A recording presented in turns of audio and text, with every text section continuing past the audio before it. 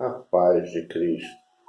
1 Reis, capítulo 19, versículo 1, diz assim: Acabe fez saber a Jezabel tudo quanto Elias havia feito, e como matara todos os profetas à espada.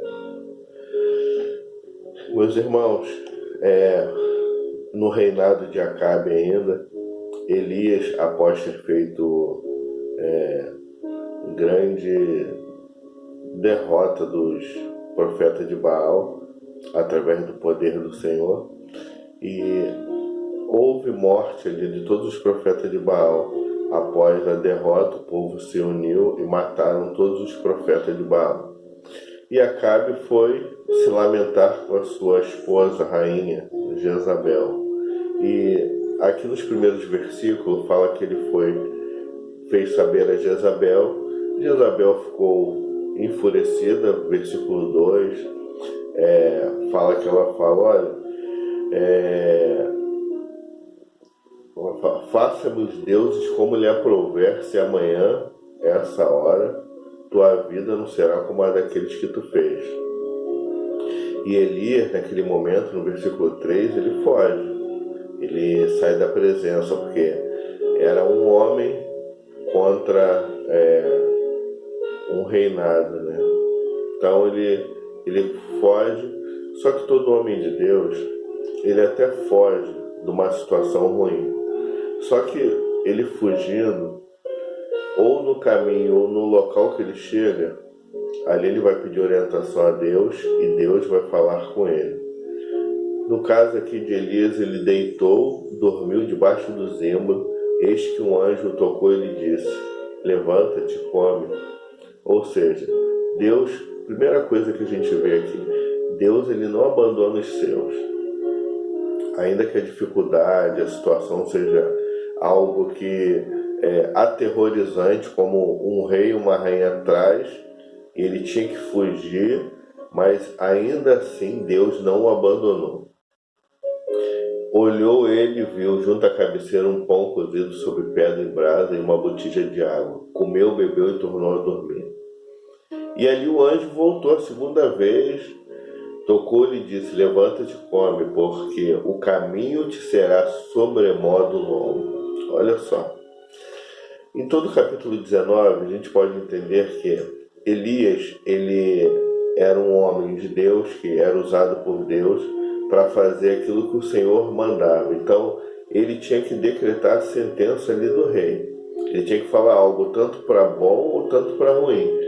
E por esse peso nas costas de ser um profeta, ele chegou o momento que ele saiu da presença do rei, fugiu e ficou ali aguardando a ordem do Senhor. E aí Deus o anima e fala, através do seu anjo, fala: olha, o caminho é longo. Meu irmão, minha irmã, às vezes Deus, ele nos livra de algo, nos tira de algo e fala: olha, não pare aqui, caminhe, porque o caminho é de sobremaneira longo.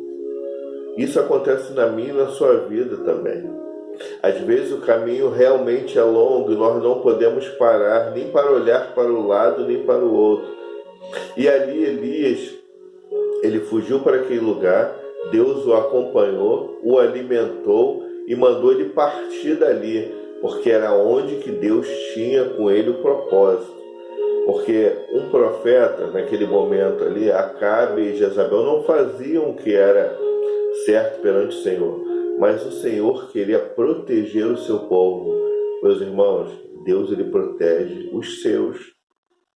Ainda que o rei viesse fazer as coisas tudo errado, a rainha tudo errado, Deus ele ainda opera grande livramento.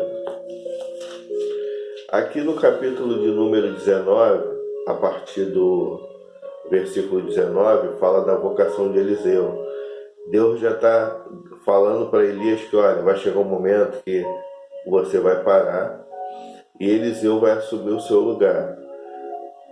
Então, no versículo 20 diz: então deixou os bois, correu após Elias e disse: deixa-me beijar a meu pai e a minha mãe, então te seguirei. Ele respondeu-lhe: vai e volta, pois já sabes o que fiz contigo. Ali Elias, quando jogou a capa em Eliseu, Elias deixou um legado para ele, que ele seria profeta no lugar dele.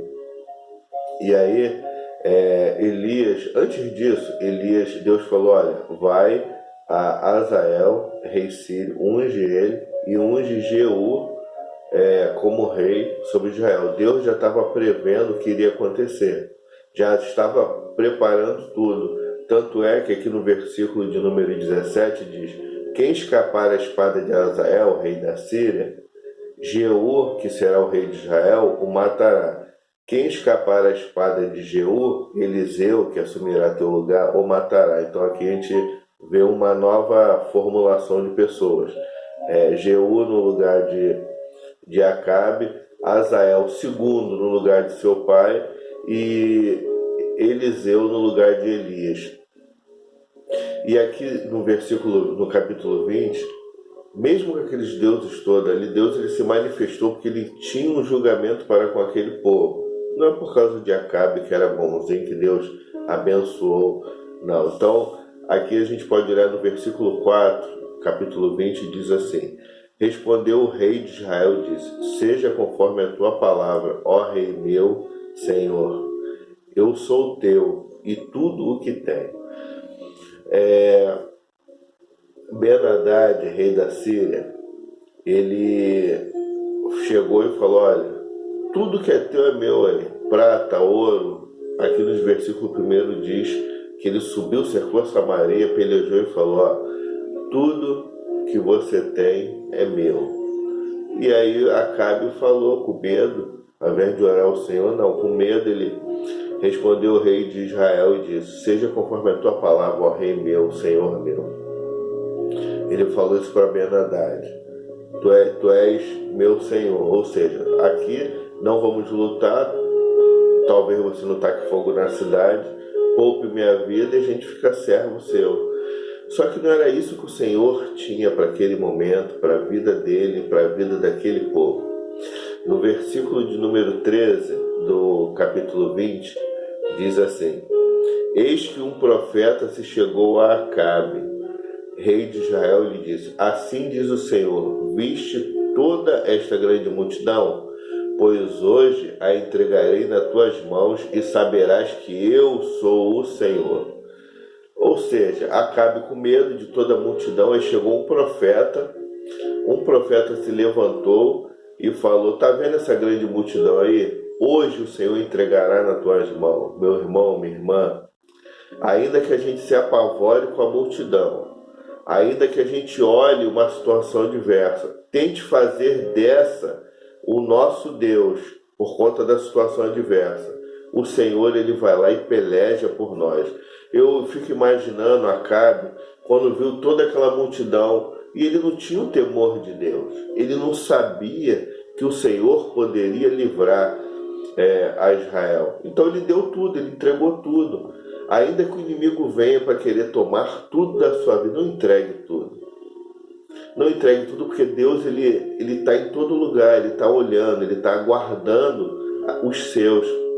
E a gente com medo, às vezes entregamos tudo das nossas vidas. Não entrega tudo não, meu irmão. Não entrega tudo não, minha irmã. Deus ele é contigo e Deus ele te guardará, em nome de Jesus. Terminando aqui o capítulo 20, então eles pelejaram e Israel venceu aquela batalha. E diz assim a palavra do Senhor,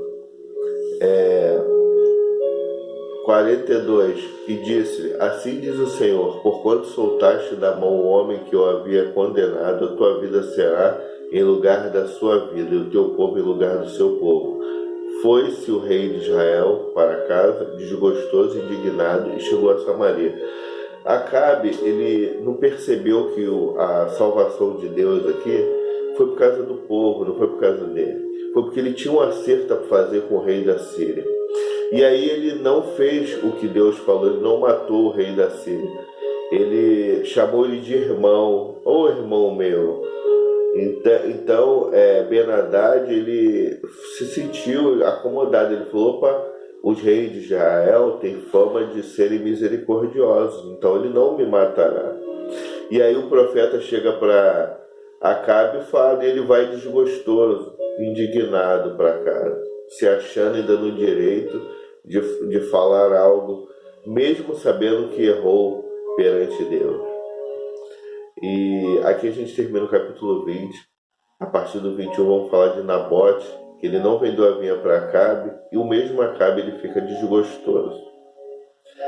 Que Deus nos abençoe e dê um dia de paz, em nome de Jesus.